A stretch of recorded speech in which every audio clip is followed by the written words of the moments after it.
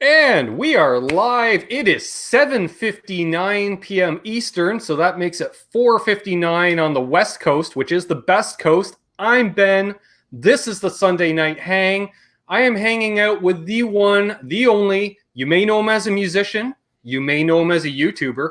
You may know him as an amateur plumber. Mr. Sean Pierce Johnson in the house, folks. What's How going you doing, on, buddy? everybody? Oh, man. I like the amateur plumber bit. I That try, was good. That was good. I get asked, do you do research on your guests? Yes, yes, I do. Oh, yeah. For those of you who don't know, but those of you who have tuned into my show, the amateur plumber bit is real. I have had some plumbing issues out the wazoo in this damn house. It's fixed. Yep. But holy crap. You and me both this year, buddy. Oh, man. It's just the worst. Water is great. But to quote Henry Winkler in The Water Boy, water sucks. It really, really sucks. Yeah, I woke up to 2 inches on my bedroom floor. Oh. Yeah. Oh, that hurts. Yeah. Luckily, the water stopped right at the entrance to the studio here. Okay. Well, that's and fortunately, my dad happened to check the basement at 4:30 in the morning. So had I woke up at, regular 8:30, 9 a.m., yeah, a lot of stuff would have been written off. Yep. Let's get to the chat real quick. And I saw some unsettling news in here, but we'll get to it. We have Bent Tom in here first. We have Peter DeBad. We have Zach Thong. We have Garguts Entertainment. And then I see here, Knucklehead0 says, "Hey, Ben and everyone, I will likely not be in attendance this evening as a good friend had a serious accident when a come-along broke and the chain and clevis struck him in the face. Ouch! Ow. He's now blind in his right eye. He's waiting for 2 more surgeries to rebuild his eye socket. Holy shit." And then he says, "Have a great show," and he donates $20. And we hadn't even gone live yet. Wow. Well, damn, dude. He said he's going to catch on the replay, so definitely well wishes to your friend Knucklehead. Definitely. Absolutely. Dude. That's some serious shit. And thank you for donating to the channel. Man. Wow. Ow. Also want to say hey to, let's see here. Whoop. Oh, yeah, of course. Scrolls right to the bottom, so we'll do this reverse. Yeah, right. Francis DiMarzio, hello, welcome. New name in the chat. Dig it. Welcome. Dwight Bailey, Six String Brian, Surferby, Lovely Sonia, Mark Taft, my faithful roadie and good friend, Terry Himes, Terry's GG&G, Robbie Johnston, David Ennis, BC Rich 581, Adam D, Brad Miller, Vandy Man, Down and Back with Corn Dug. If you're into the sport of cornhole, check it out. Down and Back with Corn Dug. I was on his podcast last week, and he's currently running a contest. Just saying. Jason Hobbs, Textural Spark says, "Hello, hi Ben Coombs. I used to be Chris Andrus." Hey, buddy. Okay, I changed my name. Don't know if you remember me or not. Name does ring a bell. That's awesome. There is absolute mayhem in the house. Nick KB Music. And I see a bunch of people talking to each other. Okay. Yes, we are. Everybody run. The pantsless wonder himself is in the chat. Oh, dear Lord. Hey, Pops. There's I don't know if you knew, Sean, there's a vicious rumor going around, possibly started by Bent Tom, that Quentin James is in fact my father. No, that's not true. Oh. That's impossible. Thankfully, it's not true. But we love the rumor. Who wouldn't? Oh, hey, Thomas man. Santiago. My cousin says Ben used to change his name regularly, but that was for legal reasons. And Quentin does say he is pantsless. Well, that deserves a little.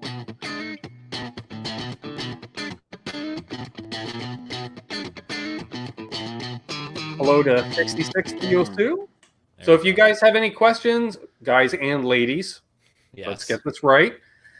Great Vanzini, JP Page 2, Dana, New Jersey. Yes, if you have a question for myself or Sean, ask away in the chat. I don't know if you have the chat open there, Sean. I think you do. Yeah, you called out Quentin before I did. Yes, I do. And I love the fact that StreamYard has a built-in chat too, so you don't actually have to pop out the YouTube chat. Yeah, I've been trying to experiment with the StreamYard, and I'm actually thinking about going ahead and spending the $25 a month just to try the next tier up so that I can stream to YouTube and Facebook at the same time. You and me Uh, both. with everything that's going on right now, I've the live shows for a while for me got to be a little bit of a, no offense guys, I love that it would hang out with me on Thursday nights, but the late hour of it and then just the weekly aspect of it, by the end of the day I was just completely blasted tired, and it just got to be a chore. So I took a break for a little while, and I had intended, even without the quarantines, to restart up when I did. Yeah. But now that we're all like, we're shut in and we can't really do anything, I feel like now it's more important than ever Right. before for us to like have this Well, I community and remember be there. you and I were talking in December where you were spitballing some ideas with me about moving the show, what to do with it. You hadn't even talked about moving yet. It was just like, what do I want to do with my live show? And then when we got together at NAMM, we were talking about it as well, which is one of the nice things about NAMM. It's not all just gear talk. Yeah, It's YouTuber talk. it really is. Yeah, it's the thing that is, because I brought it up on my live show last week. The thing that really kind of struck us with the cancellation of Summer NAMM is like there's this a lot of camaraderie that we're going to miss, a lot of this sharing of ideas. Yeah. But I don't really think that people understand 100% like how NAMM isn't just this gear expo. It really is a trade show designed for the musical instrument. Pardon me, Yeah. Scotch burps. It's really it's a place for people within the musical instrument industry to gather and to discuss. And there's things about NAMM that no NAMM video is ever going to show you. Yeah. For example, one year I wasn't even doing YouTube. I think it was the year that I was doing some work with Victory Amps, and my wife came with me every day, and she, instead of doing video work, she went to seminars every single day. And we don't own a music store, but Right. there's a lot of things that you can learn from people in one sector of the business that you can learn to apply in another. And so there's a lot of seminars, there's a lot of keynote speakers, really cool events. Like, I'm a member of NAMM. Every year I pay $200, and it's $200 that I gladly give them because they are really do. I think NAMM is one of the best conventions I've ever attended. And not because of the fact that it feeds, the gear acquisition syndrome. Well, like you had said there with the seminars, because like I've gone to a variety of trade shows for a variety of businesses, as an adult, and the seminars might be one or two at a trade show for this industry or that, but the fact that you could go and be busy for at least 3 of the 4 days, we'll say, and not even visit a booth. Yeah, absolutely. Stuff in the hotels, like the live music in the plaza lobby of the Marriott is going on, the Hilton.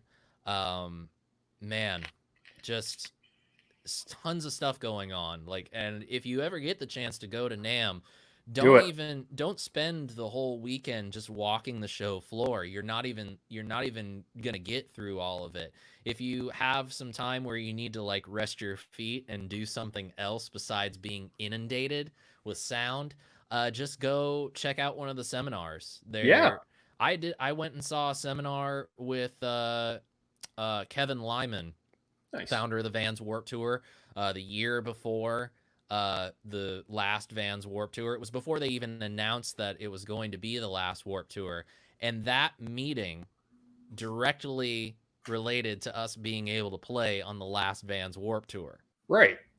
And I connected with another good friend of mine, Gabe Cabanda. He's a singer-songwriter based out of Arizona. Got to reconnect with him this past year at the NAMM show. It was just fantastic. He's a great dude. Yeah, But I it's didn't hit anything this year, but like say last year, we were hanging out one day, and to sit down for an hour, I sat there and listened to Michael Anthony talk for an hour. yeah, exactly. NAMM is And we just did have some. We've got a couple of questions here. Nick okay. KB Music has a question for each of us. How did we get into YouTube? Ooh, that's a good question. That is a really good question. I've touched on it before, so I'm not going to go too long-winded on it. But I started my channel. It was 10 years ago last year. In July, August, somewhere around there. I had just gotten back from Nashville, summer NAMM, and I was out of work, didn't have anything to do, and it was very hard to get a job in 2008, 2009, especially being a college graduate. So I just decided to shoot a demo of me playing my Orange Rock Reverb 100. That was when Orange wasn't really available in like wide distribution in the Right. States. I ended up having to pay a premium to get my amp because they were one of 2 dealers in Southern California. But you know, the guys at the shop were really, really great and very helpful. So I ended up not having to eat too much, but yeah, I did that because I didn't see any demos out there. Put it up, and to this day, that got me started. Stopped because, you know, living at home with your family and being a college graduate and not having a paying job, you know, eventually you're going to get told you need to go get a job. And, That's true. and so I got a job. It sucked. Then I got another job working as a sound engineer at a church in Compton, of all places. Yeah, this jive ass honky was working at an all black church in Compton. City of Compton. I loved it. It was so good. It was so great. The people there were fantastic. You know, it's you get these older African American ladies just like treating you like, you know, you just one of them used to call me and my wife, because she worked there too, her kids. And it was just so nice to have people around that were like genuinely good people. And it doesn't matter what the color of your skin is. Good people is good people. And they were good people. We got a donation here from the sexy bearded Viking wizard, the badass Aussie. Man, I love that name. That is great. NAMM is definitely on my to-do list if I ever get to the US. Seminars is all about transferable skills. Exactly. Networking is huge at those events too. Exactly. As a matter of fact, networking is the reason why to this day I have a relationship with Orange Amplifiers. Networking from NAMM. But that's neither here nor there. So I took this break, and then it was 2013, 2014. I had gotten into a little bit of trouble with the law. I've addressed this on a live stream before. Look for the 10th anniversary live stream, folks. Yes, exactly. I think it's a 2-parter, and I think it's called "How Did I Get Here?" You know, it's there. It's there. Check it out. I go into full detail, but essentially, I was really down on myself. I got fired from my job, not because of what happened, but just because of something. And I just had all this free time, and I needed something to keep my spirits up. And for me, it was just like I got this crazy idea in my head one day, this phrase, "Stomp Box Saturday." I was like, I don't know what that is, but it has to be something that I do. And so I just one random Thursday night shot a video of me demoing a pedal that I really loved. Right. Uploaded it the next day and just kept doing it. It wasn't planned, but what wasn't planned ended up turning into something, and it turned into my job. Nice. And it was pure happenstance that all of this really got started. I want to welcome everyone joining in here. I'm not going to name off everybody because we've had another 10 people or so jump in. We got 64 people watching. Nice. As far as me getting into YouTube, I kind of did it the opposite of Sean in many ways. Like a lot of YouTubers will start out by doing demos and stuff like that, whether it be your own gear or what have you, and then get into the live thing. Whereas I had a couple of videos on my channel for a couple of years, and then I got hooked into this whole live stream community, jumping from one live stream to another, because I found myself, for those who don't know, once I got out of my long-term relationship, I poured myself into music. So I was playing in 2 to 3 bands at a time, jamming a couple of nights a week as well. So basically music 7 days a week. When I got down to just one band, I had a lot more free time. So I started hanging out in these live streams. And I think one of the first live streams I ever watched was Steve from Boston. And after Steve, I got into the Johnny Bean community. And I thought, hey, Johnny's having so much fun doing it. And it's him and another couple of guys just, talking guitars. And so I talked to my bandmate and best friend. I said, let's do this on a night that Johnny wasn't live. And it's a place for all of us in the community to hang out, because nobody was hanging out at that time on Thursday nights, ironically at 8 Eastern, 5 Pacific. And then we started the Canucks with Guitar show with a whole 35 subscribers.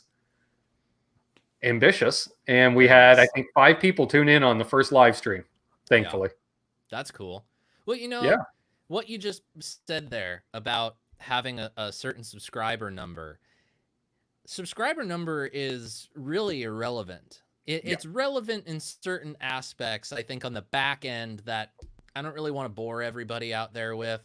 The analytics side of things. Yeah. But what I will say is that there's something about just committing to something and just doing it and not worrying about the number. I didn't worry about my subscriber numbers when I started Stompbox Saturday. It was just this thing in my head that came upon me one night, and I just said, I've got to do something with this. Yeah. I just look at the numbers as, what is it, like mile markers, or that sounds egotistical, but benchmarks, we'll call it, because right from the start, once I started, I was doing live streams for a couple of weeks and then shot my first demo, I think. And then all of a sudden I was like, I want to be the next Phil McKnight. That's where I set my bar. I said, I love what Phil does. He does live streams. He does gear demos. He travels around to events. I started in 2018. So that's right when we saw the first GitCon and, stuff like that. So I was like, hells yeah, I want to be a YouTuber. That looks like great fun. Yeah, 2017 was a really great year for our community, and it was a great year for myself. I know that was when I finally hit the 1,000 subscriber mark and just really got things going. GitCon happened.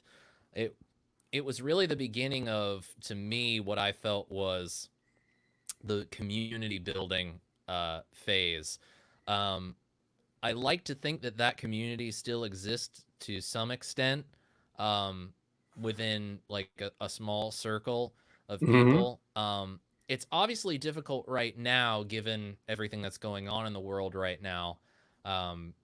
But at the same time, I think that there's always going to be room for us to have community, to build community. And I don't see, as of right now, I don't see any disadvantage to having this community around. Everybody watching right now is part of this community. They're part of your community. They're part of my community. They're part of somebody else's community too. There's nothing wrong with there's nothing wrong with crossover. Hell no. I would say the problems that we're going to end up running into around community is when the community starts to become its own worst enemy, which in some aspects, it's always going to be its own worst enemy. And we've seen that happen over the last number of years too. Exactly. If you want to call it a sub community within a community, whatever. Yeah, but, exactly. Yeah, that always happens. I just see a few things here. Like Mayhem is saying he was there for my first live stream. Nice. David Ennis was one of my first 100 subs. Hugh Caldwell first saw me on Shane from In the Blues live streams. Yes, when he did the community hangouts. And my cousin Doug, to show you balls, folks, and just go ahead and do it. He says, I had one viewer my first live show. There you go. And I know that for a fact because I was the one viewer of Doug's first live show. Good job, Doug. And within a couple of months now, he's doing great stuff. Nice. Very cool. Randy Crooks is asking about the guitar you're holding. This little guy. Yes. Well, this is my new Jennings Navigator, which this is funny. The first time we hung out live, I had the blue Navigator. You just got it. I have my new Navigator. I've had this for about a month now. It's built by Jennings Guitars. Well, headstock tuner. There we go. Jennings Guitars. They're in Camarillo, California. And what can I really say about this guitar? It's the Telecaster I've always wanted. Chad builds a really great, what I call California style guitar, basically meaning Fender. But I was telling Ben off camera that there are certain things about what he does with his guitars that almost evoke certain aspects of other brands that Fender currently owns. So like the fret edges are rolled so beautifully. There's not any snag on them. So they, in very many ways, they feel like a Jackson or a Charvel. The necks play really well. Fingerboards are decently flat. There's no real fretting out. It feels like a Charvel fretboard. I'll say not a Charvel neck, but a Charvel fretboard. Yeah, definitely. And the pickups are McNelly's, so they got a little.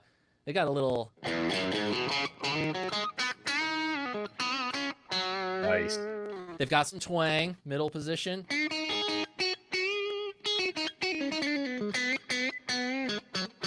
Got that quack, which I love. Gotta have it. Perfect for the.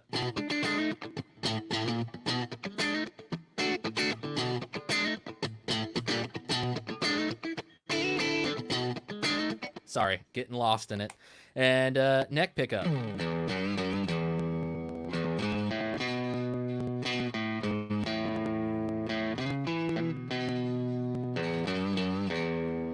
Well, speaking of the devil, there's Mr. Johnny Bean himself entering the chat. Taking a break from editing audio, ears are fried. Oh, dude, I know the feeling. Been there. I've been there so many times. Yep. That's actually something that caused me to change up my approach to mixing in general. I used to be one of those guys that would sit for 8 hours straight with a track and just mix it until it was done. Yep. One of the last couple songs I mixed and that my band ended up releasing, I just got tired of sitting in front of the computer for 2 hours mixing drums. And I was like, I can't do these 8-hour marathon mixes on a song anymore. The stuff is, especially when I'm mixing my own stuff, it's just too important. So I just broke everything up and just decided to work until I couldn't work anymore. And if that meant like 3 hours was my limit for the day, that was my limit for the day. Come back the next day, do it all over again, see where I am. That also gives you that taking a break does help you gain good perspective. Sure. Johnny Bean was a bunch of people to talk about his show last night being a lot of fun. I haven't had a chance to watch it yet. And hello to Hulu, hello to Milk Tea. But I will say, if you're into thrash and jazz, Johnny Bean had his buddy Alex Skolnick on Friday night. So check it out. That was awesome. A lot of fun. I've been thinking about getting my jazz chops up a little bit. I got a real book in the closet that I've been meaning to go over again. I know plenty of my jazz chords, and sometimes when I bust them out, I freak out friends. The closest I get to jazz is playing 7 chords with a neck pickup. Well, I mean, yeah. Jay Steen says Sean's last demo of the Swollen Pickle rocked. Thanks, buddy. Yeah, that one was a lot of fun. I'm really happy with the Dunlop videos that I've done over the last several weeks. That was a feather in the cap and another example of networking at NAMM that really worked out. I've been trying to get in touch with them for years, and yeah, it was great. It was great. BV, salut mon ami. BV tuning in from the great country of Switzerland. How you doing, baby? Good to see you. Let's see here. I saw it was Jason Hobbs. What did Jason Hobbs say? I remember he said something. How hard is it to get into the YouTube live thing? Not hard, buddy. Hook up a mic, hook up a camera, up where it has upload in YouTube here. Click go live instead. Yep, it's not hard at all. It's very just start easy. talking gear. You'd be surprised who shows up. They're like, what? Gear talk? I think the only thing that's actually going to be hard is going to be what your expectations of a live stream are. Because I've been experimenting ever since I started SPJ Live, and just trying to figure out what's a good format for the show. Should I have a 100% like ironclad plan? Different pieces of software, making sure that the audio is good, kind of going with a more casual approach and less like produced and whatnot. So you're really, again, you are your own worst enemy when it comes to live shows. You decide what it's going to be, and sometimes you can get into the minutia. Yeah. And we will say, just talking on camera is a lot easier technically than playing on camera, just from an audio side of things. Yeah. But like, if you just want to go in, come on and shoot the breeze, super easy. To get a decent guitar tone to come through, that's where the fun starts. I don't even know how this is coming across, but Doug says he just wings it on his live shows. Yeah, it's coming through great. Okay, cool. Great. Well, that's because, I had to give you that that 1% nudge, like just one little tweak. Yeah, right. And that was only because of 2 weeks ago. I remember in the chat, I'm like, dude, check the box. And I actually texted Aaron on the side. I'm like, that's it. If Sean wants to play in an aquarium, Sean can play in an aquarium. Like, I had a total hissy fit with Aaron on the side. Doug says he just wings his live shows. And Jason's saying he's got almost 12,000 subs. Always wonder if anyone would show up to listen. I said, I'd say, I guarantee you probably 20 people would show up out of curiosity. Yeah, if you have 12,000 subscribers, you're gonna be fine. I'm just trying to get to 10. My next goal is 5, I think. It's only a matter of time. Yeah. Actually, my goal right now is 2 more subscribers because I'm at 2110, and I think it'd be cool to have 2112 as my sub count for a while. I remember that day. That was cool. I marked out at 2112. There's a term that Garguts will appreciate. I marked out at 2112, 5150. Yeah. There's quite a few numbers, and even 4321 was fun. You know? There's a lot of fun little moments that you can give yourself, but you have to make those moments. I agree. Johnny Bean says sub 5150 was cool to me. Oh yeah, that's definitely. Well, Johnny's a bit of an EVH head. I'm just saying so. Oh hey, but even if you're not a huge EVH head, everybody if that's a guitar player knows 5150 means something. Yeah. Oh, my vape set to 5150. Hey, if you can go in half watts, why not, right? I suppose. It worked well at 50 watts. I'm like, might as well make it 5150. Might as well. Peter DeBad says, I sub Sean's channel, so he has one more tonight. Thank you, Peter. Everyone, because we were talking about live streams, but yes, with the new and improved SPJ Live, he's on at 8 p.m. Eastern, 5 p.m. Pacific, Thursday evenings. You may remember that as the old Canucks with Guitars time slot. So it's great stuff. Tune in. Thank you. Yeah. Well, Peter, thank you so much for that. I do appreciate it. Every little number helps, whether it's 20 or whether it's 1. That little uptick every day is definitely something that keeps you going. Exactly.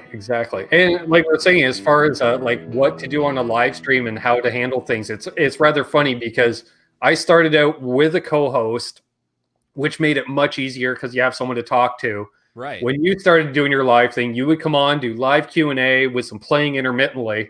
Mm-hmm. And when my co-host had to take a step back, newly married, then kid on the way, life got busy for him. So I'm like, wonder what I should do for a live show now. I'm like, this answering questions intermittently while noodling a few songs. This Sean, that seems to work. And that's what I started doing. I think I did one show just sitting by myself doing Q&A, and I'm like, no. At the end of the day, and I think this is something that Garguts will also appreciate, is that I learned a lot about live production from my wrestling fandom.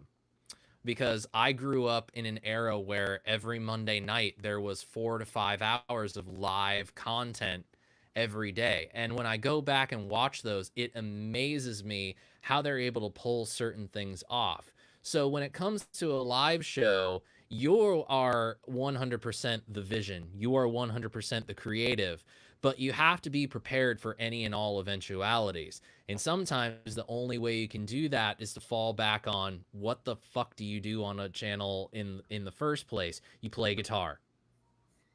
And so little bit of dead air. Okay, well, I know people like this one.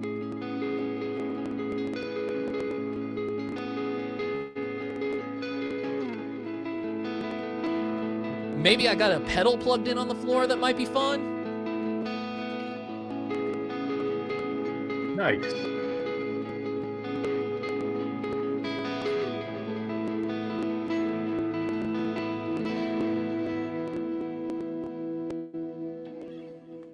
Very nice. Yeah, Johnny Bean says he vlogged for years, and that got me ready for live streams. Yeah. Six String Brian says I enjoy streaming and try to be consistent.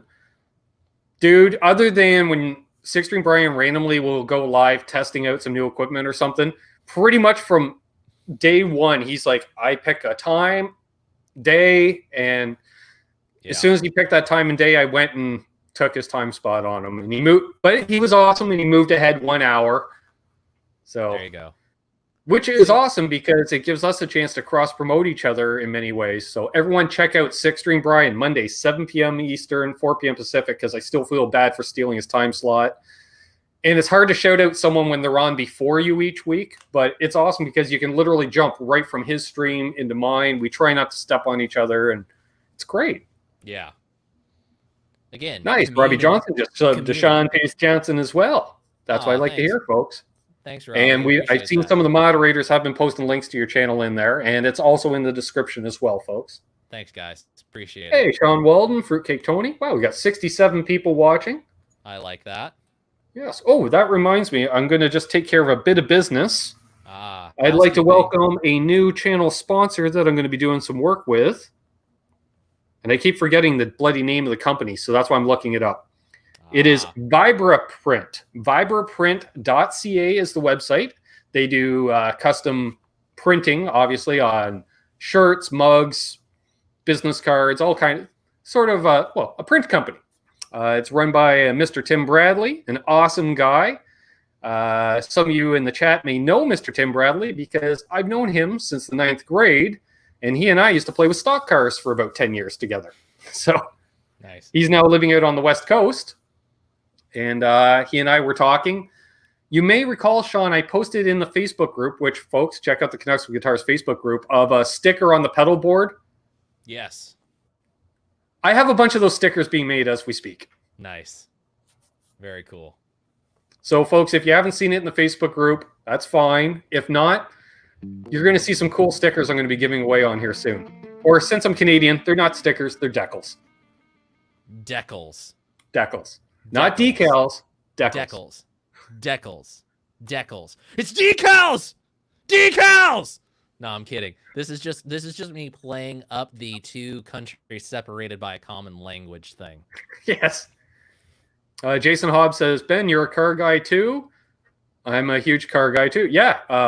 Actually, I spent today in a rainy 45-degree weather loading V8 motors into the back of a truck from our old place, still clearing out some old sheds and stuff. And I also found some carburetors from a 50s Ford. They're going up online. Uh-oh. There we go. Mark Tapner, he goes, Tim Bradley, former stock car champion. Exactly.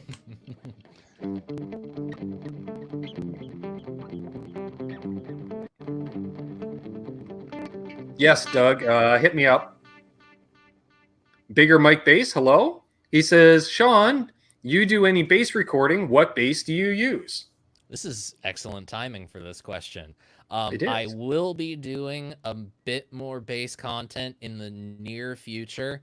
I currently have the Orange Amps little bass thing and OBC 112 bass cab. So I'll be Nice. doing a demo of that. It is fantastic. I'm just working out right now the details of how that production is going to look. And one And thing I want to add to that, you go also for have it. a bass, I do. which I'll makes get to demoing bass products much easier, I found. Yes, it does. Before I get to the bass, I also have the Orange Bass Butler, which is amazing. It is the bass tone I've always wanted. But I am able to do that because last year, I believe it was, I had a relationship. I think I still kind of do. It's been a while since we've been in touch. As a result of being at the Verse Get Gone, I had a relationship with Framus and Warwick, and about a year and a half ago, they sent me a Corvette Basic rock bass. Mm-hmm. So it's basically the Warwick Corvette, 2 jazz bass pickups, active, with a bass boost and a treble boost, 2-band EQ preamp.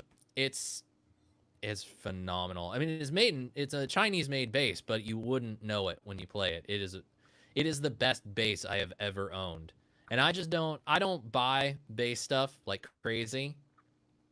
So I just kind of get what comes to me. And thankfully, they were kind enough to send that to me to be able to use. And I've been loving every minute of it. Nice. Let's see here. Let's not everyone check out the video that Doug has posted of me from my birthday, because that's rough. What kind of wine am I sipping? It is a Cabernet Sauvignon from Yellowtail, an Australian wine. Finishing it up. Recommendation on a wah pedal. I'm going to see if Sean agrees with me on this one. And I actually fell in love with a wah pedal, a signature wah pedal of a guy who I don't really care for as a player. Not that he's bad, I just don't care for him. By a company I don't care for, and that's the DJ Ashba Morley wah. It's a great wah. It's a really great wah. Actually, really, for different tones, like some. Yeah. If you have any kind of mid scoop, it turns on to an on off. Yeah, it's I think Gillis DeBilio has that now. Because I gave it away on my Halloween live stream last year. So that was fun. For years I was a staunch Crybaby guy. That's me. My first wah pedal was actually a Boss V wah. I don't know if you remember that. Mm-hmm. So I had that for a while, and then randomly at Christmas, my dad gifted to me it's not the new Jimi Hendrix signature wah with like the chrome top. This is from the old like Dunlop Jimi Hendrix system wah. So I had one of those, and immediately it was just like, yeah, Boss selling it. This is the wah. Then I had this is the wah. I've been watching The Mandalorian quite a bit. And then I had a Crybaby from Hell, the Dimebag signature wah, which is just freaking phenomenal. But last year, Morley sent me the George Lynch Dragon and the DJ Ashba Skeleton, and they were both just so good. Yeah. I was so blown away. And you were putting, I remember a few live shows, you're like, here's a clean sound, here's a dirty sound, here's a mid-scoop sound, here's a fuzz tone. I was like, and it still works. Yeah, exactly. It's just for years I kind of wrote off Morley because I had heard the Bad Horsey and the Mark Tremonti wahs, but they weren't anything that I really kind of immediately gravitated towards. But when I finally got them in my environment through my stuff, it was just like, wow. So these days, the George Lynch Dragon 2 is my go-to. As a matter of fact, yeah. And again, I'm not a big Lynch fan, but damn good wah. Yeah. I myself right now, I am using an original Crybaby And there's nothing wrong with the original Crybabies. Those Well, are fantastic. it was not quite, it was one of those that was like, it's good, but it's not great. So let's see if he'll show up, because it seems to be whenever we drop names in the chat. This has a mod in it that I got from Lawrence Petross of Lawrence Petross Design. And the mod makes it more vocal sounding. Ooh, that's nice. Do you know what he did to it? He said it was like 4 different components, and then he went ahead, he soldered them all together, and I didn't even have to actually clip anything out. It was literally running parallel, like you're not bypassing a piece, you just still put either lead on either side. Okay. Which of course I still managed to put in backwards the first time. I had a 50-50 chance. And I'm like, Lawrence, it's not working. He's like, send me a photo. I'm like, this way. He goes, dumbass, switch these two. I'm like, all right, thanks. Nice. So that was the same day I installed a Tesi kill switch in my one telly, and I was on the phone with Rob at Tesi Switch. I'm like, it doesn't work. He's like, dude, it's 2 wires. And it doesn't matter which way they go. Ben. The problem was I had removed a ground wire and removed because without putting everything back together, I'd be like, well, let's try it before you button everything up. But I left one thing off. I was like, well, Ben, if you complete a circuit, you usually get signal. Yeah, right. Yeah, so these days I'm recommending Morley a lot, which is good because I have another Morley video coming up on the channel very, very soon of the new distortion wah, which sounds awesome. Nice. Again, and the nice thing about Morley is you don't have to press them all the way forward to turn them on. Oh, absolutely. That switchless design works great. That hands down, I love that. Favorite part of it. Favorite part. But if you're on says, Ben, did you hear some of the other shows moving to Monday night in a couple of weeks? I did not. What show would that be, Zach? What channel? Let's see here. I know I've been going up against Jason McNamara on Monday nights, which is always fun. He's like, I have Billy Sheehan. I'm like, I have me. Hi. Oh, well. Oh, Livewire? Nah, okay. Let's see here. Keep those questions. Come on. Alice in Chains, yeah. The King of Waz, Jerry Cantrell. My God. That's another good crybaby. I like the high end contour on it. Yeah. Because sometimes on any wah, the toe down position, just a little too peaky. Just bring it down a little bit. A-okay. Bigger Mike Bass says, ever tried the Zvex wah probe? It's pretty rad. Oh, I've tried one. That's fun. The Zvex is always fun. It doesn't matter what you play of theirs. It's always fun.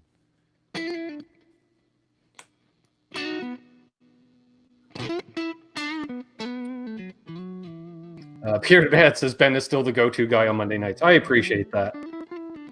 See, it's good to have a community around you that loves you and believes in you. Yeah. I love it. These guys have been coming on board week to week, month to month. You know how it is. It's just that steady growth. And I'm seeing enough people are subbing you that I'm looking forward to this Thursday night, bud. Yeah, it'll be interesting. I really don't know what's going to happen. I'm trying to work things out to make it a little bit more like communal with friends and like maybe bringing them on the show. But you know as well as anybody, it can be difficult to line up schedules. So we'll see how things go. I'll come on. Oh, of course. I should actually have you on one of these days. Might as well, Might as well. Okay. Well, it's like, what was it on Facebook there? Nick had mentioned, he goes, Sean coming on. This is awesome. I'm like, I know you're newer to the channel. Sean and I have done a half a dozen hangouts in various capacities. In various capacities, yes. No better than in-person hangouts. That's right. Well, it's like you were saying, the networking at NAMM. You know what? My NAMM trip, I was fine after Wednesday night. Nice. Like we were hanging out at the Gibson party. We ran into another, let's say, a dozen people in the community, and then we all went over to the Hilton afterwards. I was like, that was a hell of a party just right. That was a great night just right there. Mm-hmm. And then we're like, oh, by the way, NAMM actually starts tomorrow. Yeah, right. Yeah, man, what could I say about that? Wednesday night at NAMM is not something that I always go to, but the last couple of years I've made a point of trying to go to, usually because I'm invited to a party that Gibson is throwing, and I don't care what people say. The people that I know are there, that know me, treat me really well. And I know they're getting a lot of flack in the court of public opinion right now. Some of it deserved, some of it not so deserved. It's still great people. Yeah, I will say, I don't know if, to be devil's advocate, at worst case, there's a handful of people that continuously like to put foots in mouths within the company for whatever reason. Yeah. One small segment. All I know is when we showed up at that party, you and I were treated the exact same as Mary Spender and Rhett Shull. Yep. We were treated the exact same as Richie Faulkner and Rick Nielsen, for God's sakes. Well, maybe not quite as much, because they weren't grabbing drinks for us. We had to grab our own. But other than that, we were getting guided around, shown the same products the same way that anybody else was. And, and they were just happy to see us all there. And I think it was, I was talking on a live stream the other night. Part of it is companies are realizing we're the press these days. The LA Times, the Washington Post, these papers, they're not there covering NAMM shows. They're not, Yeah. Hell, you don't even see you see Premier Guitar as an industry, but you don't see Guitar World. Like, you don't see a crew of Guitar World guys actively promoting themselves walking around there. Yeah. It's man. I got a lot of respect for the team at Gibson that is working to make that company, not to use the term because I don't really want to, but it's the only thing coming to mind, make Gibson great again.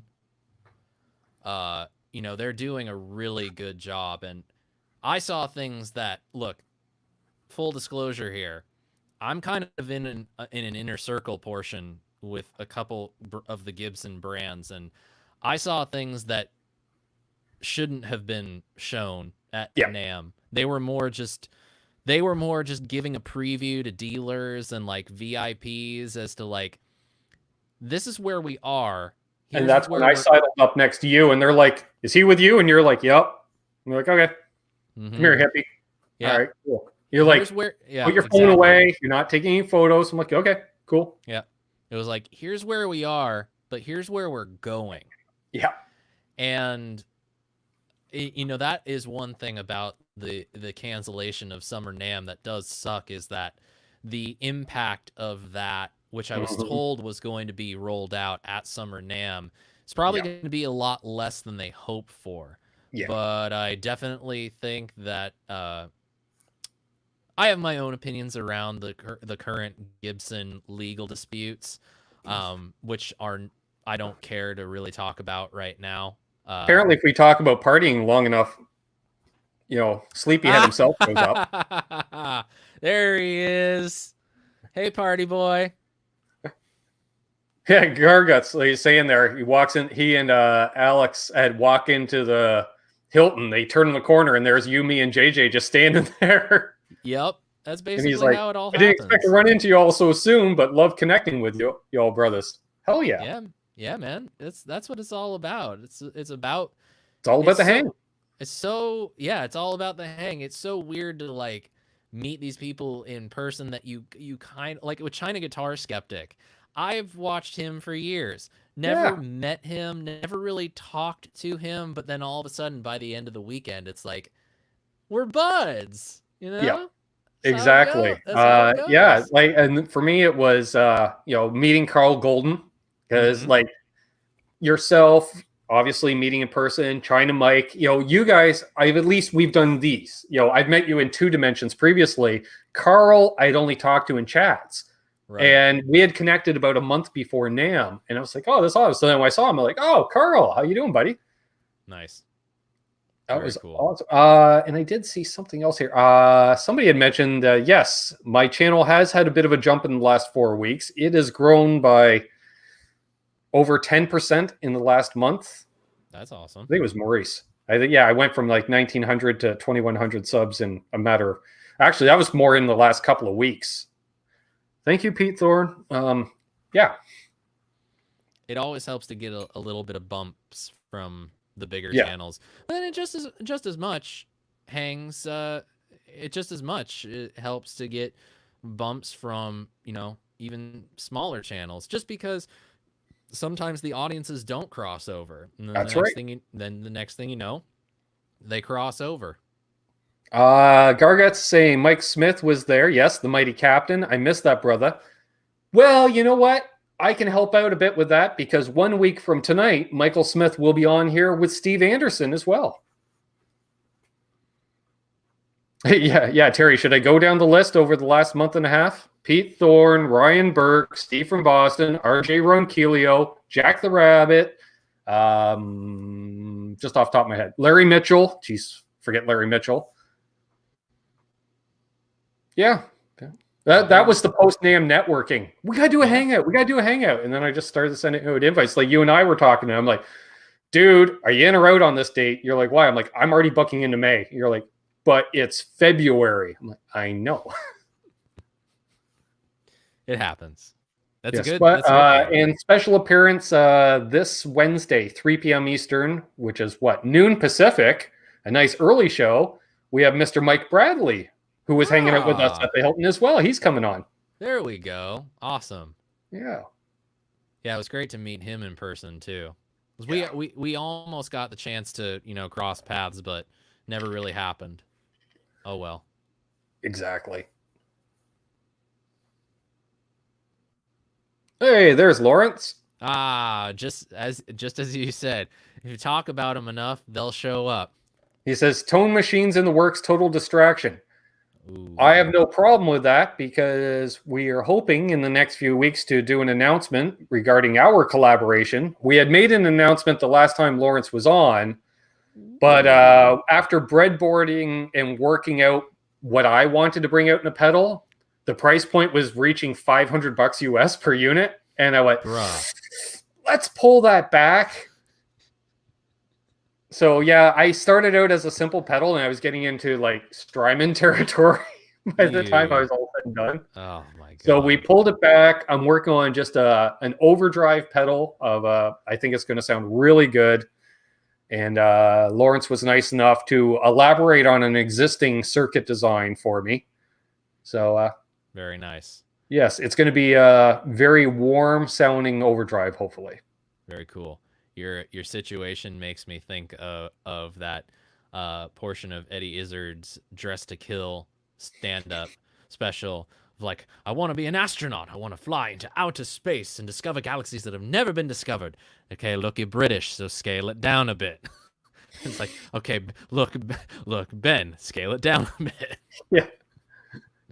Yeah, it got to the point, I'm like, well, what if you drop this part? And he's like, yeah, that'll save you like $40. I'm like, damn it.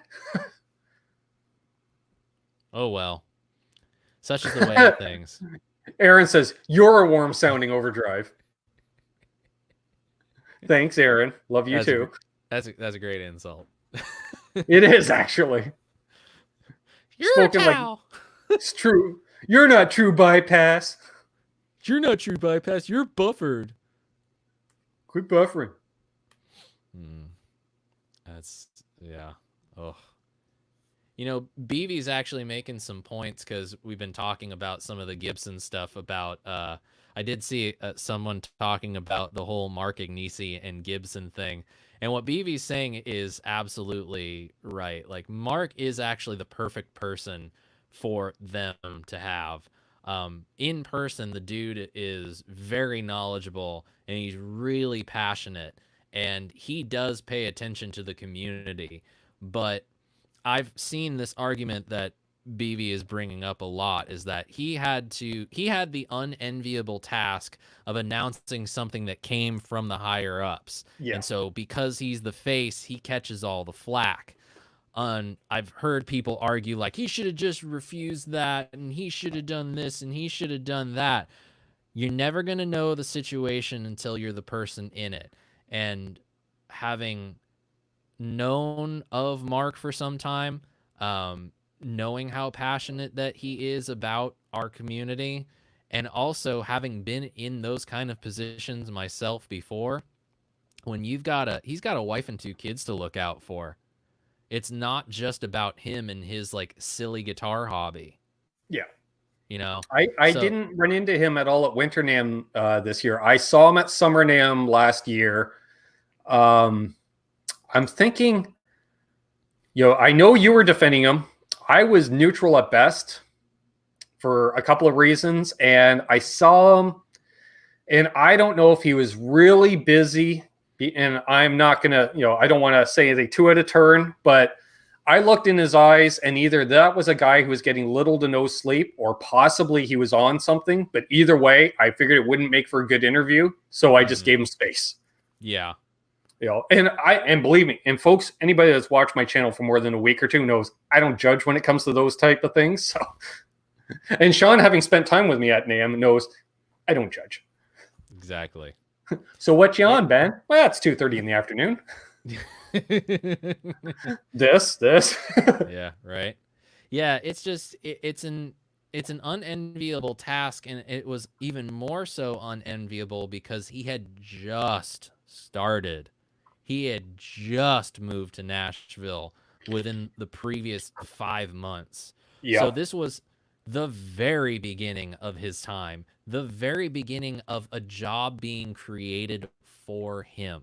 Yeah. So I'm not even sure that he knew exactly what his job was going to entail. No, because really, what did he do? Maybe count on one hand the amount of videos they did together prior to that video. Mm-hmm. Like, had they done basically what they're doing now, like how we build stuff, they're doing the multi-part series. Forget about the giveaways and stuff, but just Gibson TV. And then, oh, by the way, 20, 30 videos in, play authentic.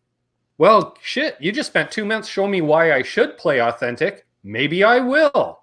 Yeah. But to start with that and then spend basically a year and a half backtracking, damn. Mayhem with a donation for the Ben Step Video Tip Cup. Today I was able to get rid of fret buzz on my Schecter and the black LTD. No longer afraid to twist the truss rod. Oh, great. My number one customer when it comes to setup, Sean, is starting to repair his own stuff under quarantine. This is not good. He was my easiest customer because every guitar he hands me, he goes, just set it up for you. His setup was my setup. So I'm like, oh, all right. And I would just sit there, fiddling for hours. Yeah. Oh, well.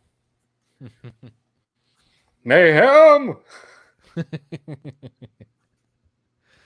Oh, boy. Thank you, Brad Miller, sharing your channel here, Sean. I like it. Oh, setup, thanks, not Brad. step. Yes, setup.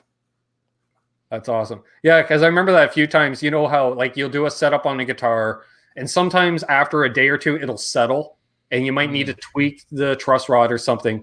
It happened a couple of times, and Mayhem be like, but it's not quite, it was fine for a day or so, but now it's still, I'm like, dude, just give the truss rod an eighth of a turn, just back it off an eighth, because it was like the strings just laid down a touch or something. Yeah. He's like, but I don't want it. And he would, fortunately, I was working in the same town he lived in at the time, and he'd come into my work, and he's like, here's an Allen key, here's the guitar. And I'm like, all right, there you go, bud.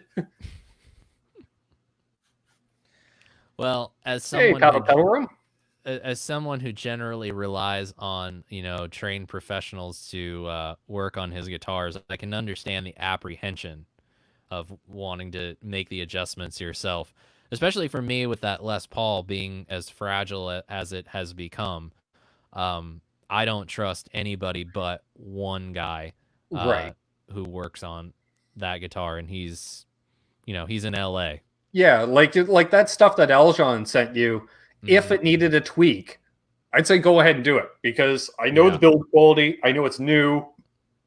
We know the history essentially because of the build quality. Right.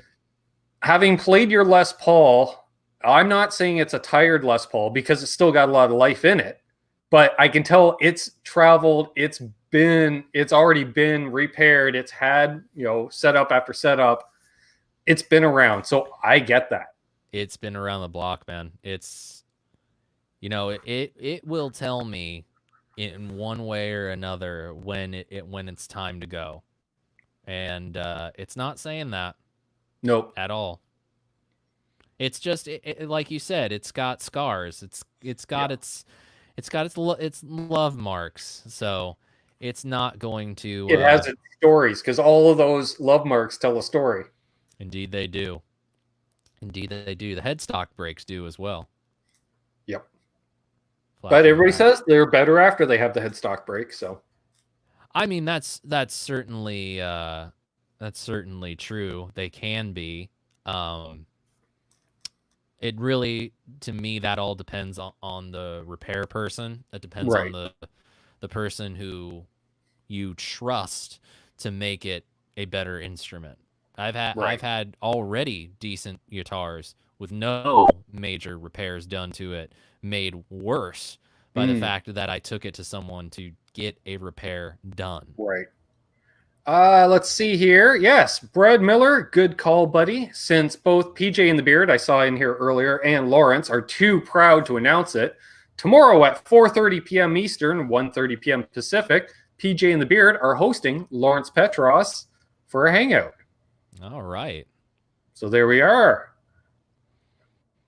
Let's see here. Dang, Laz, just as I'm looking for something, he comes in, he says he's been lurking, and bam, Bam.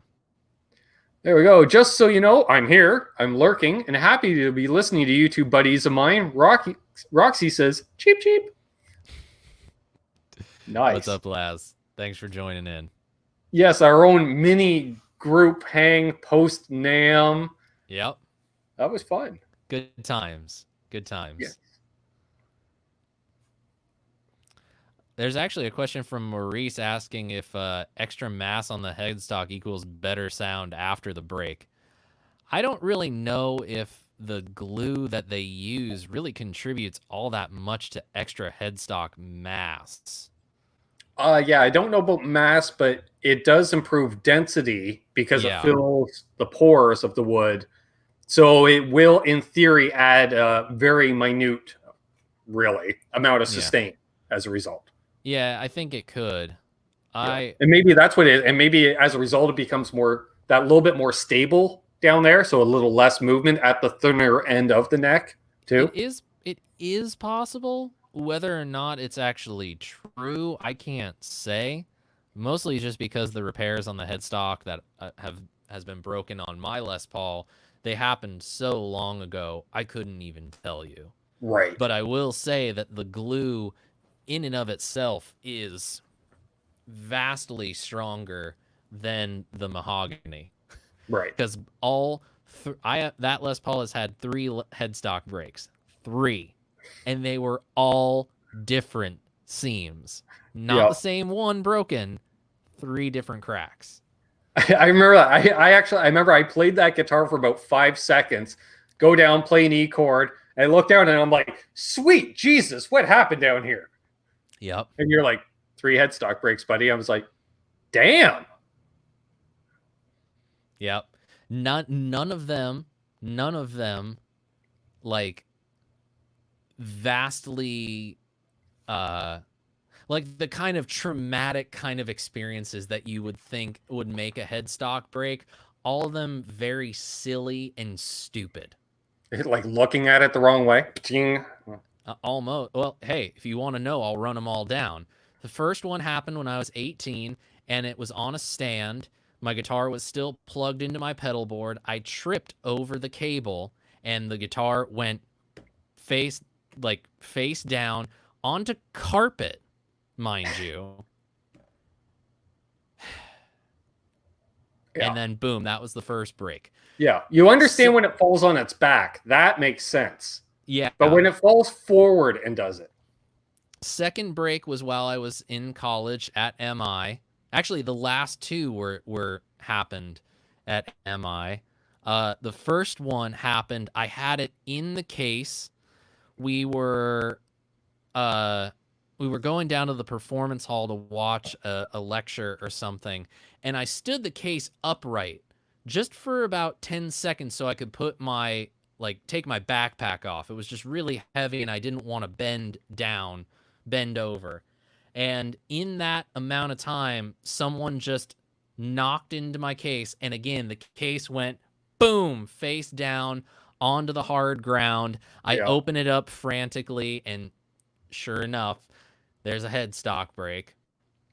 And then the last one, this is the one that's the freakiest. I went to go have a lesson while I was at school, and I was running a little bit late for the lesson and had to get there really quickly. And so I got to the lesson, get in there, open up the guitar case. I grab it out of the case, but the neck slipped out of my hand for one reason or another, and it literally just fell into the case. Like the little pocket in a hard shell case that holds your neck, it literally fell no more than 6 inches, and pop, it was just the tension of the strings and the perfect ingredients for it to be boom. Lawrence comes up to volute or not volute. Not a fan of volutes. I don't know why. I don't like them. I have no reason, like no logical or justifiable reason for not liking volutes. All I know is I don't like them. Did JJ's LP custom that he brought over have a volute? I can't remember. No. I think they started that around 71, 72.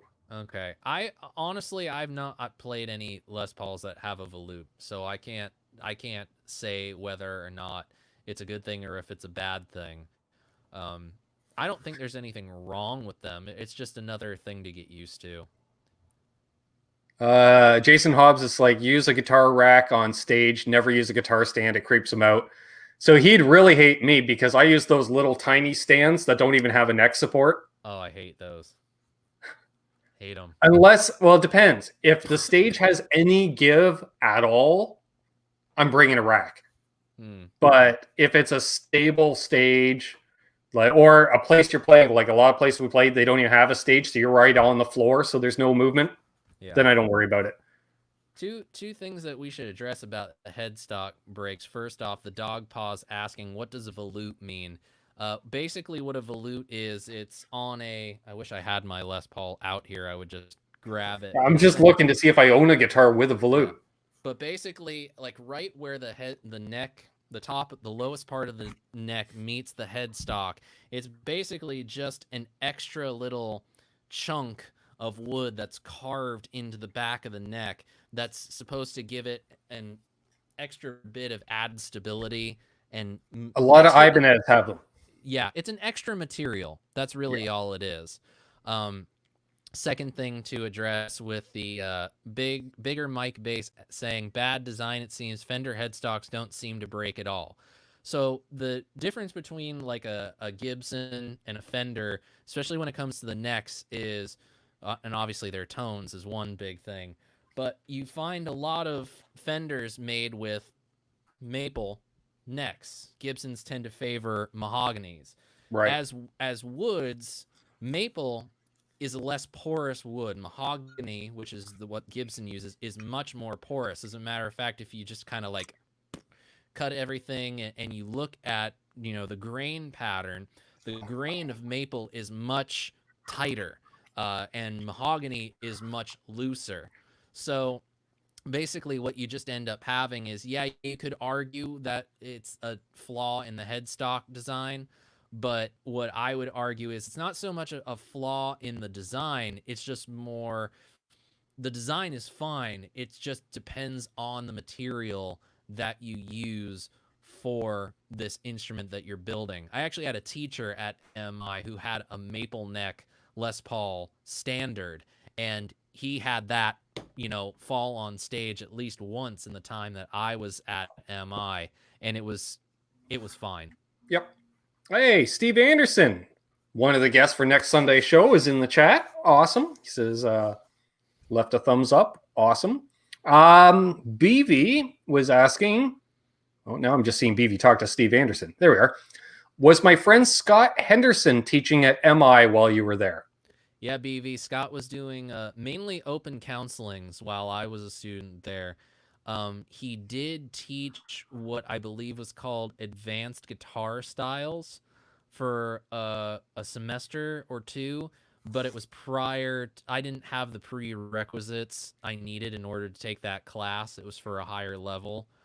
So unfortunately, I did not get to take a class with Scott Henderson, but I definitely went and hung out in his open counselings, and it was when you get to sit 3 feet away from Scott Henderson and listen to that dude play, it's hard not to get inspired to want to abuse a whammy bar like he does. Right. There we go. Correct, Lawrence. I was going to follow up. The Dogpo was asking specifically, is it the change in the grain, exposed weakness, headstock angle? And I think Lawrence just summed it up. It's kind of a perfect storm. Yeah. Jason Hobbs asked, any Frankenstein replica fans in the house? Right here. Hi. Yep. I may or may not have seen a striped guitar at Sean's house. Can't say that it's a Frankenstein replica, but it definitely was striped. Yep. I actually have another striped guitar in the house now. You know what I'm talking about. Damn straight. Fits with everybody's new favorite Netflix show. See, I missed out. I don't have Netflix. I haven't watched it. I don't plan on watching it. It took me about a week to figure out. I'm like, what the hell are, like, some people say a catchphrase to me. I'm like, what? Huh? Mm-hmm. Yeah. Yes. That way, I still forgot to. I was going to message Aljon when you unboxed that guitar, and I would be like, dude, that's not black. Yeah, I called him the next day, and I sent him the link, and he watched it with me. He watched it over the phone, and when I got to that point of unboxing, he starts chuckling, and he's like, "Oh my God, your face when you see it," because it was. For those of you that don't know, the guitar we're talking about is a Kramer, one of the newer Kramer Pacer vintage guitars. It's fantastic, but I was told that I was going to be getting a newer one. I guess they're going to be putting out a black model. So I was told that I was going to get a black one, and when I open up the case, it's friggin' tiger striped. Yep. You know, and meanwhile, I'm going, Sean, score! And I'm sitting here going, this is amazingly funny. Yeah. But I could never pull this off. Yeah. But, you know. It'd be like sending Billy Corgan one, as opposed to, then Satchel gets the plain black Les Paul, and you'd be like, both of them are going, what the hell am I supposed to do with this? Right. Although I think that Billy Corgan might hold some appreciation for it. It's actually really funny how, like, virtuosic his tastes can be. Right? You know, he just doesn't play. He just doesn't play like that. Like Billy Joe Armstrong, same thing. Yeah, exactly.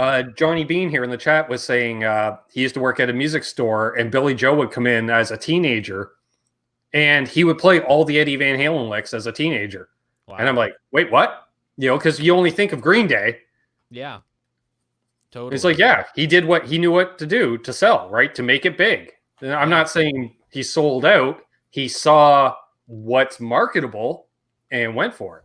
I think he also probably at a certain point recognized that one of his strengths was, one, playing rhythm. Yep. And two, writing really catchy songs or writing really catchy riffs. And then 3, being able to put those catchy riffs in catchy songs. Yeah. All right. Lawrence says, all right, y'all, got to run. Tone to be built. Empires to be expanded. Nice. Yes. I'll talk to you tomorrow, Lawrence. Thanks for joining, Lawrence. Hey, Preston Smith. I'll market you on the corner. Ew. Nice. Jason Hobbs says, just ordered a new slip-in trem bar for my Frankenstein replica. The screw-on one on the guitar is now getting sloppy. Yeah, you know where you can get good trem arms? FUtone.com. FU-tone.com. I'm not crazy about the screw-in bars on Floyd's. I do like just the press-in ones. You actually find the press-in ones even just like mine screws in with the collar. Yeah, that's what's on the Kramer, and I've had that on I had a screw-in arm, like, you know, with the collar around the bar. As opposed to I was thinking an actual screw-in arm, like a Strat per se. Exactly. I had a collar screw-in on one of my first like good guitar was an Ibanez JS100, and that whammy bar system had, you know, a collar screw-in. Yeah, so you can do that cool dangly bar like Eddie made famous. Exactly. Which is fine. You know, it works for some people, but I like to be able to just bring it in whenever I need it. SD Design says, I'm late to the party. Did I miss anything? Oh, just an hour or so of gear chat. It's all good. I was about to say, I don't know, about an hour and 15 of stuff. Actually, I'll be doing an upgrade video hopefully in the next week or two. I'm waiting on a whole bunch of upgrade parts for my Kramer from FU Tone. Very nice. We are talking big brass block. We are talking a trem stop. We are talking titanium saddle inserts, noiseless springs. Oh yeah, Ben's going full bore. I like big brass blocks, and I cannot lie. 46 millimeter.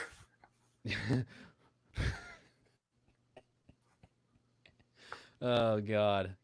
You know, if I actually went through with making something out of that would probably get me more attention than any other video I've ever made.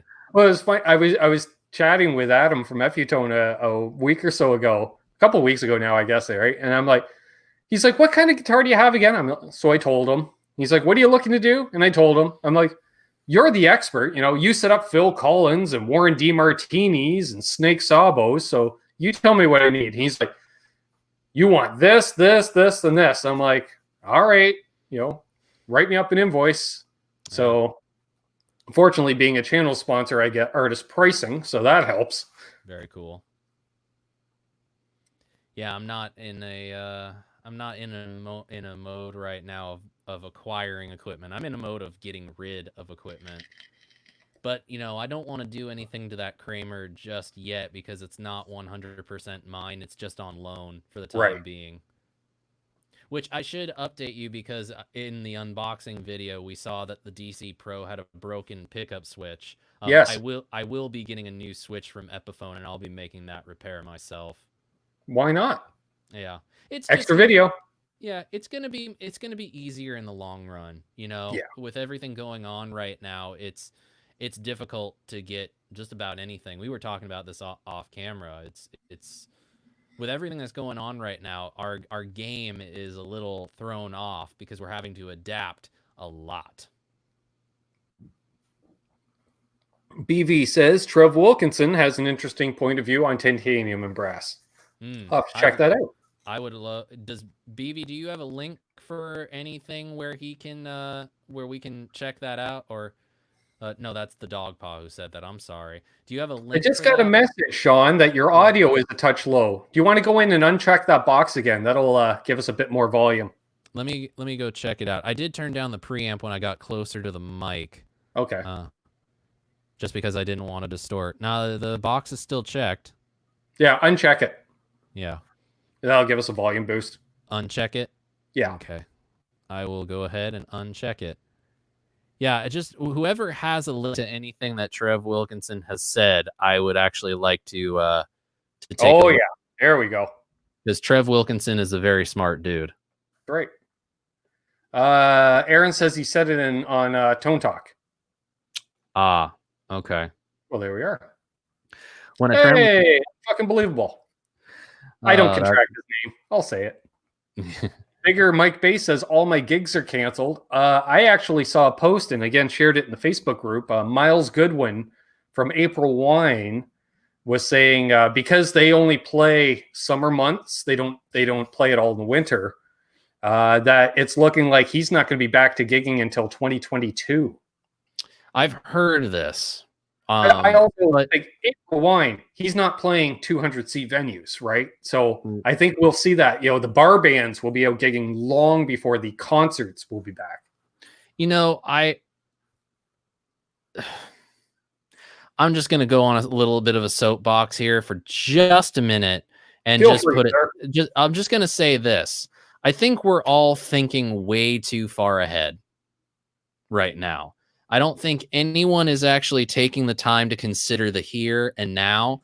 Like, we're hearing people talk. Like, I just saw a survey of some sort where people were asked, like, when do you think that you'd go back out into the public? And can't remember 100%. Pardon me 1 second. I couldn't remember 100% what percentage of people. I think it was 60% of people wouldn't go to large gatherings until there was a vaccination, period. And I understand, it's a scary time, but a vaccination is a long ways away. It's not going to happen tomorrow. It's not going to happen next month. Probably not even going to happen in the early part of next year. Yeah. We're hoping there's going to be a vaccine by the end of 2020. We're hoping. And for that matter, who's to say that at a certain point in time, herd immunity isn't going to happen? Exactly. And go ahead. Paul Ewing says, the Colonel, as he always refers to me as the Colonel, because I'm everywhere. Nice. And Sean, oh my, 2 worst troublemakers together again. That's right. Yeah, what can I say? I like my mischief. That's right. But I think right now we just need to worry about getting through right now and keeping ourselves as healthy as we can be right now. But also, one of the things that I've been concentrating on over the past year and a half has been building a proper defense, because there was a while like my immune system was not good. And my wife's immune system was not good.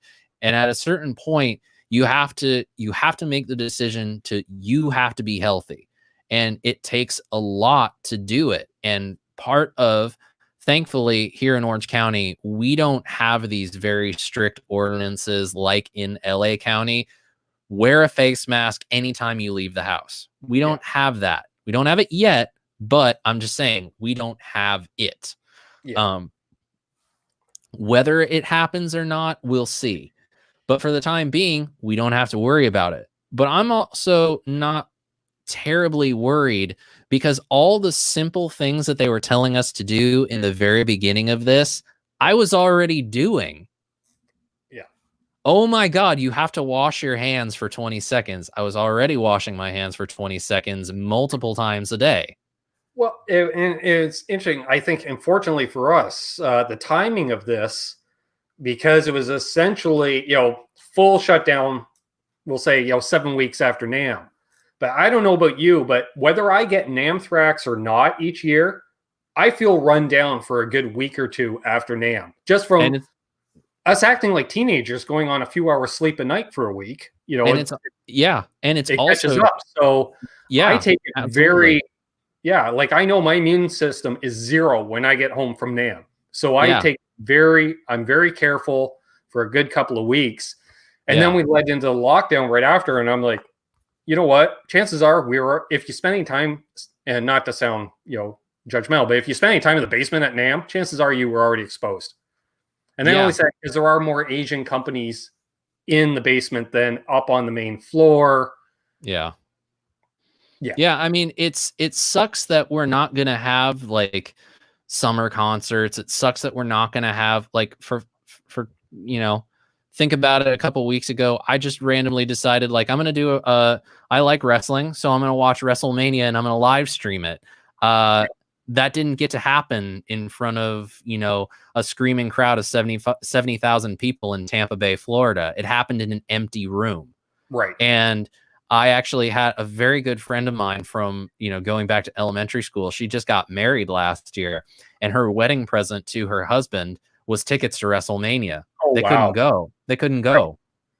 So I feel that pain. Like, we're going to be without a lot of stuff that is, a lot of fun things. But I'm not thinking 12 months into the future right now. I'm thinking long term. I'm thinking long term. Like, I like to plan long term and schedule things out as far as content and production goes. But I'm not even thinking about booking gigs right now because my band at this point is in a mode of writing and releasing music, not playing it live. So it's not a concern for me. It's a concern for others. I can certainly understand that. Yeah. But I keep telling people, try for this week, just concern yourself with this week. Concern yourself with, do you need to go on that grocery run? Go on the grocery run.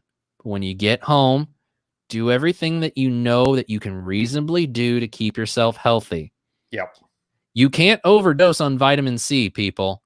I'm tired of hearing people react to me in a weird way when I say that. It's been said by many doctors that it's going to go out with the dishwater. It's just going to go out with the dishwater. Yeah. Take it. Your body does not produce it. That's one thing I think that saved me during NAMM was literally on my way to NAMM every morning. We stopped at the 7-Eleven just down the street. Oh, yeah. And they have, and I don't know if it's unique to just 7-Eleven, because I don't know, because I'm in Canada. We don't even have 7-Elevens around here.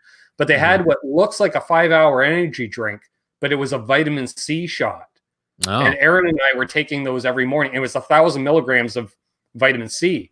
Yeah. Well, I'd get dropped off right outside the convention center. As I'm walking in, I'd suck that back. And within a minute, I'm just like, all right, let's do this, Feeling good. And it's just the best right now. I truly believe that the best defense for everyone is the best offense is going to be a great defense. And so do everything you can just to get through this week. Don't worry about next month. Worry about the here and now. Exactly. See a 6-string Stanger, and I see Tesi Switch. Rob made it. Awesome. Folks, he's more than just kill switches. He also has Keeley pedals. He also has, I believe, Earthquaker pedals. I always get that mixed up with another company. And use coupon code Canucks and save 15%. Oh, there you go. Yep. He says, So, yes, Keeley and Earthquaker. Some other stuff as well. Parts and accessories and guitar picks. And, yeah, exactly. Terry's like, sounds like drinking Tang with a cocaine mixer. Felt like Tang with a cocaine mixer. That's right. Yes, the new Master 8 picks out of Japan. Rob is selling really nice guitar picks. Interesting. Yeah, picks have been something that I've been getting into recently. Got to. Yeah. It's very, very cool trying out some different picks. I'm just looking down. I have a variety right now. I'm looking at from a 0.63 to a 1.5. I have 1, 2, 3, 4, 5, 6, 7, 8 different picks based around a Jazz 3. Okay, you beat me. I'm looking at 7 picks. Oh my God. Yes, and I think he may still be in the chat. Brendan B Squared, also known as Butt Cheeks. That's awesome. Yes. Oh man. Thank you, Rob, for posting that in the chat. TesiSwitch.com/master8picks. Check him out. Jay Steen likes Dava picks. Nice. All right. How are we doing on time? Wow, we've already gone an hour and a half. We've been going for a while. All right. Well, take another question here, and then we'll probably wrap things up. Sure. I saw, let's see here. Vandy Hicks says, hey, Ben, I'm quiet. Just want to let you know I'm watching. Awesome. Vandy Hicks, who is also winner of the Ben Coombs signature guitar. Yes. Which means I got to hit up Travis to find out what's up with that. SD Design likes Guitar Center picks because they're free. I like Premier guitar picks because they're free. Free pick is better than no pick at all. Unless, of course, you're Andy Martin. So I got a sandwich bag of picks for him. I think it was a 300 count in it. Okay. I showed it to Les. He's like, holy crap, can I grab a few? I'm like, of course, there's 300 in here. Hey, there's Larry Mitchell. Speaking of, yeah, he likes Dava picks. He's got his own Dava pick that nobody else has. Thank you, Larry. He says, nice show tonight. I do appreciate that. If you guys go back about a month on the channel, you'll see Larry and me hanging out talking tone. Tone talk is always good.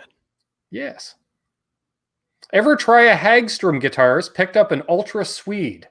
Yes, I've played many Hagstroms. How about you, Sean? I have a couple Hagstrom videos actually from GitCon 2017. The Phantomin and which is the Ghost signature model, and a version of the Super Swede.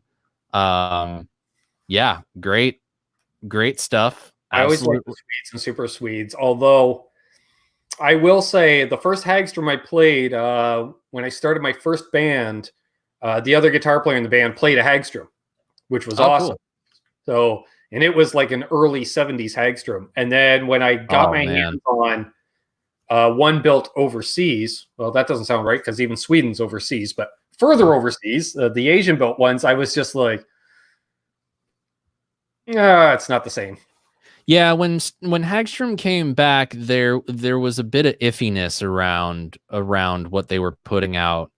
I will say it had been some years since I had played a newer Hagstrom when I met them at GitCon, and I was very pleasantly surprised. They were good guitars. They played really well. There were things about them, obviously, that were not for me, but that's going to be any guitar for anyone is not going to be, the be all end all. It's so, but I liked it. I think they're on a good trajectory. This past NAMM, they did announce that they're building Swedish made Hagstroms once more. Yes. They are going to obviously be pricey, but it's the first time since the, original run that Hagstroms will be made in Sweden again. I'm sorry, I'm going to be that snob. If I'm going to play a Hagstrom, I want it built by a Viking. That's a good way of looking at it. Yeah, so I think they're definitely on a good trajectory. I think we'll see good things. I'm in touch with a guy who's kind of their, main dude. He knows all the ins and outs of the brand and whatnot, and he's very excited about it. I'm excited about it. We were gonna try to get some here on the channel, but with everything going on right now, probably not gonna happen. But we do what we can. Exactly. And I think that's a good place to wrap things up here. Sean, my good man, my good friend, fellow YouTuber, amateur plumber, do you have anything to add? Do I have anything to add? Yes. Well, you're thinking of it. Yes, Jay Steen, I love P90s. He's like, do you like P90s? Yes. My signature guitar has them. Who doesn't love P90s? P90s are where it's at. Right. If I had anything to add, it would just be that the sum of 30 and 30 is 60. What that has to do with our conversation, it has nothing to do with our conversation. But that's what I'll add. 30 and 30 is 60. Terry's like, your last word, Batman. Anything left to add? I am justice. I am the night. I am Batman. Excuse me, vengeance. I should have got here an hour ago. Yes, you should have, Rob. But I'll talk to you soon, Rob. Yeah, so Sean, always a pleasure. I love doing these hangouts with you, buddy. Me it's too. It's been far too long. See, I don't even remember when the last one is. I think we did one last fall. Doesn't matter. Why? Because we did it again tonight. Exactly. Yes. Yeah. No, it's great to be able to hang out, and this is kind of how we're interacting these days, is through video calls and video chats, and that's right. And just so you know, I'm looking down. Both the chorus and fuzz are still on the board. Fantastic. Glad you're enjoying those. Oh, dude, that chorus! I can't believe how much of a mainstay it has become in my sound. I'll snap a photo of it just with the knob settings because you've used it so much, just so you know kind of where I'm at with it. I've got this very nice, slow-moving Eddie Van Halen Diver Down era type chorus thing going with the compressor too, and that takes it into that Lukather type of chiminess. Oh yeah, chorus is on a bit of a comeback. And it makes me happy. You know me. I never left with modulation with me. Well, you know, such is the way of things. That's such true. is the way.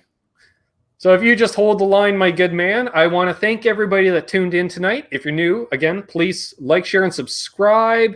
Thank you, everyone, for the donations this evening. Much appreciated. Goes right back into the channel. Somebody has a new microphone on order for that exact reason. Yeah. Oh. Oh, yeah. We'll talk. Until next time, folks, which next time is approximately in 22 and a half hours. I'll be right back here tomorrow with Canucks with Guitars at 8 Eastern, 5 Pacific. Live Q&A, fun stuff as always. I'm Ben. Hold those doors open. Let that guy in ahead of you in traffic. Do good things, and good things will happen to you. Karma is real. I'm living the dream. Sean's living the dream. I hope you're living the dream too. Be well, be safe, and be good to each other, folks. Cheers. Rock on. See you, friends.